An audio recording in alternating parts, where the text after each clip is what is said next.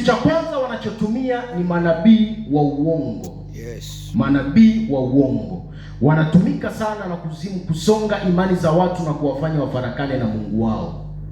Nimewahi kuona watu wengi kutoka kwenye makanisa ya watu waliookoka wakienda kwa mitume na manabii kulia shida zao, wengine wakasaidiwa pesa na wengine wakaombewa, lakini hao watumishi sio wa Mungu.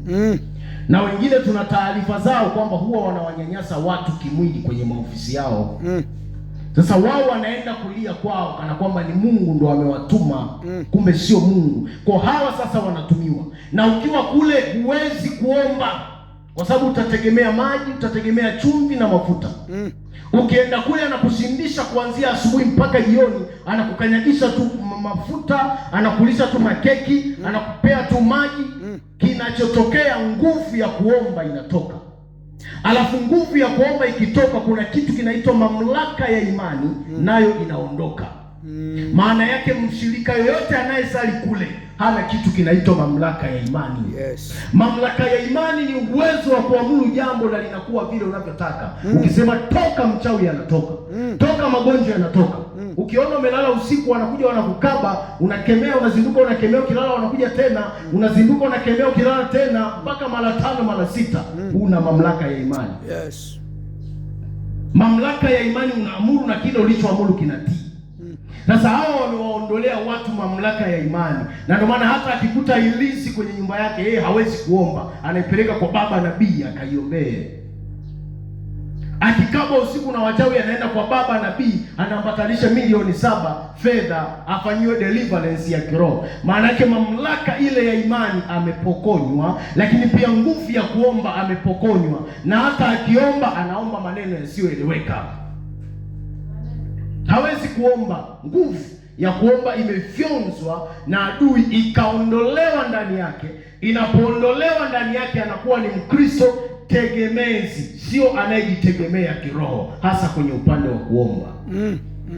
Japokuwa sio kila jambo utajiombea, kuna mengine utashirikisha watumishi ambao Mungu ameweka kama viongozi wako. Lakini lazima pia na wewe mwenyewe uwe na uwezo wa kuomba. Yes. Na ndio maana ukiwa na miaka 7 kanisani uwezi hata kuomba nusu saa. Tafakari kwenye akili kwamba nini kimenipata? Kwa nini iwe hivi?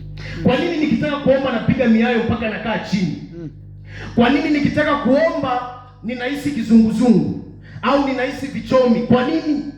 Kwa nini nikitaka kufunga ile saa 2 tu asubuhi, njaa imepamba moto tumboni, na wakati siku mwingine napigaga kazi shamba hadi saa 8 na njaa siisikii, lakini nikisema tu nafunga inatokea yali na inanishinda? Kwa nini? Umesongwa na malango ya kuzimu. Kuna wengine hawaendi kule kwenye makanisa yale, lakini anafuatilia kwenye television yake au anafuatilia kwenye simu yake. Anajikuta anaambatanishwa na ule upako. Mwisho wa siku anakuja kanisani, analeta ufunuo wa maji, kwamba tumwage maji madhabahuni tuitakase madhabahu, Bwana asema. Yes. Tununue mafuta ya mgando au tununue mafuta ya kula, Bwana anena niwanyweshe watu wote huko kanisani, mnywe mafuta mfunguliwe. Watu wanakunywa mafuta ya kula, nikashangaa watu wanakunywa mafuta ya kula, eti mafuta ya upako wanakunywa kabisa kama maji, nikashangaa sana. Bwana Yesu atuhurumie. Amen. Kwa hiyo njia mojawapo inatumiwa na malango ya kuzimu kumsonga mtu wa Mungu au kuisonga dunia ni hawa manabii wa uongo. Na ndio maana walipokuja wamefanikiwa kudhoofisha kanisa kwenye maeneo mengi kwa kiwango kikubwa sana, makanisa yalidhoofika. Kitu cha pili, mapambo. Hebu zako mapambo. Shetani anayatumia kwa kiwango kikubwa kufyonza nguvu za watu waliookoka. Kama mwanamke anavaa shanga, anaachaje kuota usiku anazini na mtu ndotoni? Mamikufu, unajua hakuna pambo ambalo halina agano. Kila pambo lina agano. Hebu ikubali asili yako vile Mungu alikuumba. Yes. Huna haja ya kuongezea material yoyote kwenye mwili wako.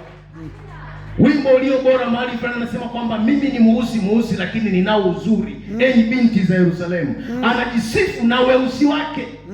Jikubali vile Mungu alikuumba na kukuweka. Una haja ya kutoboa mwili, una haja ya kuweka makeup, una haja ya kuweka lipstick.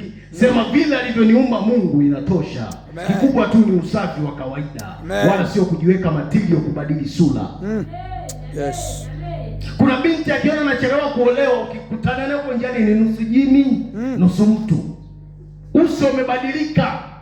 Udongo, rangi ya udongo si udongo, rangi ya kahawia sio kahawia, ya blue sio blue. Ni kama kiumbe cha ajabu kinatembea njiani. Amesongwa na malango ya kuzimu. Sasa wale watu wanaotumia mapambo, hata akinena inawezekana mababu ndo wananena ndani yake. Mashetani ndo wananena ndani yake. Huwezi ukawa free kwa Mungu wakati bado una ya shetani kwenye mwili. Haiwezekani. Lazima utoe kwanza ile miungu migeni ili umjengee Bwana madhabahu. Ili ujenge madhabahu ya maombi, toa miungu migeni. Ili ujenge madhabahu familia yako iokolewe, toa kwanza vile ambavyo kwenye mwili wako unaona hivi ni vigeni na Mungu apendezwi navyo. Maana utakuwa ni kama unatumikia miungu miwili. Yes. Na Mungu hana tabia ya kutumika na Mungu mwingine. Ukikaribisha Mungu mwingine, Mungu mwenyewe anaondoka, unabaki peke yako. Na kinachokupata ni pamoja na wote wanaohusika na huo msiba. Kitu cha tatu wanakitumia ni kujihesabia haki na kuridhika. Malango ya kuzimu yamefanikiwa kuwafanya watu wengi waliookoka kuwa ni watu wenye kujihesabia haki kwenye makosa. Alafu na kuridhika na maisha mabaya ya dhambi waliokuwa nayo. Nikashangaa kusikia kwamba kuna mahali watu ni wahudumu, lakini akitoka kuhudumu anaenda kufanya dhambi ya masturbation. Anaenda kufanya dhambi ya kujichua huyo kijana. Akirudi anahudumu madhabahuni. Kijana mmoja akanifuata wakati nasoma chuo, akaniambia, mtumishi niombee. Nikamwambia kwa nini kuombee? Akasema yani masturbation inanitesa. Kujichua kunanitesa. Kuna wakati naomba kabisa, Baba Mungu, nimezama kwenye maombi, inanijia ile roho, tamaa ya mwili inainuka, nakatiza maombi, naenda kujichua. Nikamwombea. Na kwa sababu alikuwa wazi, hakukubali kujihesabia haki na wakati ni mwovu, Mungu akamsaidia na ameshinda mpaka leo. Yes. Kuna mtu anaona sina haja ya kukiri dhambi kwa mchungaji kwa sababu mbona bado nanena kwa lugha? Mbona bado nikiimba watu wanajaa roho? Mbona bado nikihubiri watu wanabubujika? Sina haja ya kumwambia mchungaji nimefanya zinaa. Afichaye dhambi zake hatafanikiwa. Lakini yeye anayeziungama na kuziacha anapata rehema. Maana ukitenda dhambi, shetani ana tabia ya kukujaza nguvu zake kama nguvu za Mungu, ili kufumba na kufumbua uingie kuzimu Yesu atakaporudi. Ndio kile kikao cha Western Kilimanjaro mwaka 2012 tarehe 31 Disemba. Walikusanyika wachawi wote Afrika pamoja na Freemason na vyama vingine vyote vya waabudu shetani. Walipokusanyika pale, Lucifer alishuka kutoka angani, akakaa pale, akasema hivi, zimebaki sekunde chache huyo adui yetu mkuu Yesu aje kulichukua kanisa lake. Hivyo basi tuongeze ashiki makanisani. Mzee wa kanisa kwa tamaa atamani kuwa mchungaji, sio wito, tamaa, yani anaongozwa na tamaa. Na aliye mchungaji tumpandikizie tamaa, sio Mungu, atamani kuwa askofu. Hali kadhalika Shebasi naye atamani kuwa mchungaji. Aliye na mke mmoja atamani kuongeza na wapili hata watatu. Kwa kufanya hivyo tutafanikiwa kuingiza dunia kanisani na kanisa litaingia duniani, ili huyo Yesu atakaporudi asikute hata mmoja wa kuondoka naye.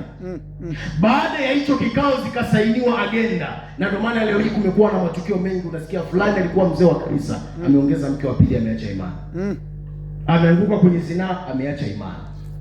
Na ukiona mtumishi yoyote aliyesimama na Mungu ameanguka, haijachukua siku moja, process yake ilichukua siku zaidi ya 300 kumseti kwenye rada, kumtengenezea tukio na binti atakayehusika au kijana atakayehusika, ili wampige chini kwenye wokovu, wamuingize kwenye mamlaka ya giza. Na mara nyingi watu kama hao ni ngumu sana kusimama tena. Neema ya Bwana tu iingilie kati. Binti mmoja alikuwa na huduma nzuri, akajitokeza kijana, nataka kuchumbia ni kuoe. Binti akamshukuru Mungu kwamba Bwana amejibu maombi. Kumbe yule kijana ni wakala wa giza. Wakati wapo kwenye uchumba, yule kijana akaanza kumshawishi binti wazini. Binti akakataa mwanzoni, lakini mbeleni akazidiwa nguvu, akazini. Walipozidi, yule binti akaanza kupitia maisha magumu na akazaa kitoto cha ajabu, kilimteza, kilimfilisi, kilikuwa akiponi kuumwa, kwa sababu mbegu ya binadamu iliungana na mbegu ya jini. Yule kijana kumbe hakuwa binadamu, alikuwa ni jini.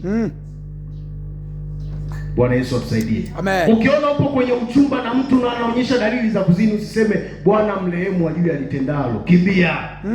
Biblia inasema toka kati yao ukatengwe nao. Yes. Usijidanganye eti akinioa atatulia. Huo ni uongo. Kama ameshindwa kutulia hapo, wewe ni nani umtulize? Bwana Yesu atusaidie. Usiende kulionea, yaani kuna mtu anaenda kumuonea kahaba maono ya kumuoa. Kwamba Bwana anataka nimuoe kahaba, nikimuoa atatulia. Usiige yule nabii wa kwenye Biblia. Ile ilikuwa ni maono kutoka kwa Mungu. Wewe ukikopi na kupesi, kitakachokupata ni hatari. Yes. Tutasemaga tu tulikuwa na mwimbaji fulani, tulikuwa na mhubiri fulani kanisani, lakini sasa hivi hatuko naye tena. Kwa kile kikao kilisainiwa na wakaingiza ashiki, yani tamaa makanisani. Na ndio maana kuna mtu akiona mwenzake anaimba, yaani ndani yake unajengeka wivu mbaya, kwamba kwa nini yeye? Yes. Nataka nipambane, nimshinde, nimshushe chini ya miguu yangu. Kama ni kwenye kuhubiri, hivyo hivyo. Unakuta mtu anaandaa matilio ya kuhubiri, sio kunena kweli. Ashindane na fulani aonekane yeye anahubiri kuliko fulani. Anaimba ashindane na fulani aonekane yeye anaimba kuliko fulani. Yeye anafanya kitu fulani. Usitende kitu kwa kujionyesha. Yes. Biblia inasema utakuwa umeshapata thawabu yako kwa hao waliokushangilia, na Mungu atakuwa akufahamu. Yes. Kitu kingine kuzimu inatumia kusonga ni ashiki, yani tamaa. Nimeshaizungumzia hapo nyuma. Fanya kitu ambacho una uwezo nacho. Yes. Fanya kitu ambacho unaona hiki nina uwezo wa kufanya. Pengine liwe ni jambo linalohitaji imani, ndio useme Mungu, ninakuamini nitafanya hili ambalo uwezo wa kulifanya sina, ila linakupendeza na ninatamani nilifanye kwa utukufu wako. Hapo Mungu atakusaidia. Lakini kibuka ile ashiki ya mashetani, utajikuta unashindwa kupata kile ulichokusudia. Mwisho wa siku unaenda kwenye mlolongo mbaya na unapotelea huko shimoni. Iwe ni ashiki ya kumiliki mali, iwe ni ashiki ya kufanikiwa, iwe ni ashiki ya aina yoyote, ni mkakati wa kuzimu kukusonga maisha yako ili waiondoe amani na kukufarakanisha na Mungu. Kitu kingine ni magonjwa. Magonjwa. Shetani amefanikiwa kupiga kanisa na magonjwa ya kutengenezwa kwa asilimia kubwa. Unakuta mtu ana magonjwa lakini sio mapito ya Mungu. Wakati mwingine ni shetani anatengeneza ili amtende kwa akili, apunguze watu wa Mungu. Na ndio maana usikubali kukiri kwamba nitakufa hata kama unajiona pumzi inataka kukata. Yes. Daudi anasema sitakufa bali nitaishi. Na ile kauli ilikuwa na nguvu ya kumfanya aishi miaka mingi baadaye. Usikubali kufa hata kama unaona jeneza hili hapa linakuja. Kili ushindi kwamba mimi sitakufa. Ukijaribu kupimisha na kazi uliyofanya ya Mungu. Sasa umefanya kazi ya Mungu kidogo. Huwezi hata kufikia level pengine ya fulani, ya Paulo au ya Petro, alafu unakubali kufa kwamba Mungu ipokee roho yangu. Unaita wanao, unawapa usia, jamani sasa ndio hivyo tena, Bwana anataka kunitoa, kwa hiyo muishi kwa amani, tengenezeni maisha hapa nyumbani. Unajikatia tamaa. Shetani ana hiyo tabia ya kuwapiga watu na magonjwa ya kutengenezwa. Mama mmoja alinipigia simu akasema toka 2012 anasumbuliwa na sukari mpaka leo. Lakini yeye mwenyewe akiombea watu wenye magonjwa makubwa, hata ukimwi wanapona, ila yeye mwenyewe akijiombea haponi. Akiombea wengine wanapona. Kuna kitu kinaitwa ACD. Kila mtu aliyeokoka ana ACD. Wakifunga ile ACD yako wewe, utaombea wengine wote watapona. Utaombea wengine wote watapokea. Wewe mwenyewe ukijiombea na una uhitaji wa hicho kitu upati. Kwa sababu wameshafanikiwa kufunga kitu kinaitwa ACD. Kwa ndani ya hizi siku 4 kuzimu itawekwa wazi, na itatoka mahali popote ambapo iliwahi kujificha kwenye maisha yako. Niombe usimame kwa miguu yako. Simama kwa miguu yako tuweze kumwomba Bwana.